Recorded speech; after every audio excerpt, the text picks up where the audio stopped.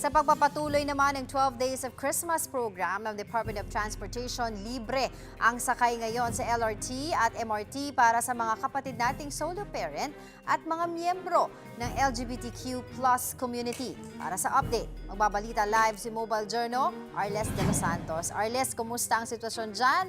At of course, ang malaking tanong, na-avail naman ba yung libreng sakay?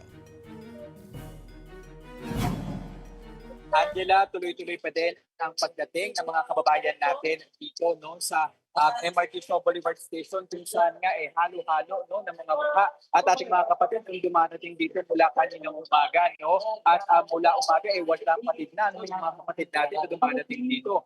Meron ding mga solo parents na nakita tayo at nakapanayam na sinabi nga nila no na marahil para sa ilan maliit no ang mga barya-barya o mga pamasahe ng MRT at LRT no pero para sa kanila pag pinagsama-sama naman daw ito higit lalo ngayong holiday season ay malaking wagay ito para sa kanilang pagsasalo-salo sa Noche Buena at bukod pa dyan mas nagiging madali daw ang kanilang paglabas-pasok sa kanilang mga trabaho at syempre no yung ginhawa talaga na kanilang nararanasan dahil merong linya para makakuha ng ticket para sa mga solo parent at LGBT community members at syempre yun sa iba pang mga sektor ng ating lipunan na kasama sa mga binibigyan ng libreng sakay dito sa ating mga train station. Angela. Arles, paano ba yung sistema dyan para malibre sa pamasahe?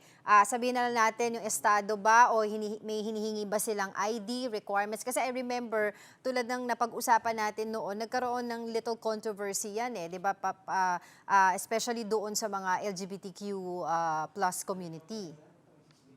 Actually, Angela, mula Quirino, no, LRT at MRT, sinubukan natin kung paano nga ba yung proseso niyan. Sa LRT station so far sa Quirino, hindi naman tayo nahirapan na humingi ng ticket dahil ang kailangan mo lang sabihin kung anong sector ka. So ang ginawa natin for LGBT community po, for free ride. And then, tinap lang nila sa kanilang system yung single journey ticket na ating gagamitin. And then after nun, i-activated na yun and then dumiretso na tayo agad doon sa pasukan no at sumakay na agad tayo ng train. Pero pagdating natin doon sa MRT EDSA, nako doon Angela, mas mabilis ang naging proseso dahil meron silang mga staff na nakaabang na sa ating mga kapwa pasahero no, mga kapatid doon kung saan sasabihin mo lamang kung solo parent ka or LGBT community member and then hindi na nila kailangan itap yung mga single journey ticket at bibigay na lamang sa iyo to and then padadaanin ka na nila doon sa kanilang maliit na gate. Ganun ang nangyari para sa pagdating doon sa MRT EDSA and then paglabas natin dito sa Shaw Boulevard Station. So kahit yung mga kapatid natin na nakakapanayam, for them, napaka-hassle-free ng ganitong sistema at bukas at sa mga darating pang araw, may mga iba pang sektor ng ating lipunan na makararanas ng libreng sakay. Okay, hassle-free pero wala namang insidente ng judgment mula sa staff or pasahero, 'di ba? At so, syempre, paano natin malalaman kung nagsasabi ba ng totoo yung pasahero?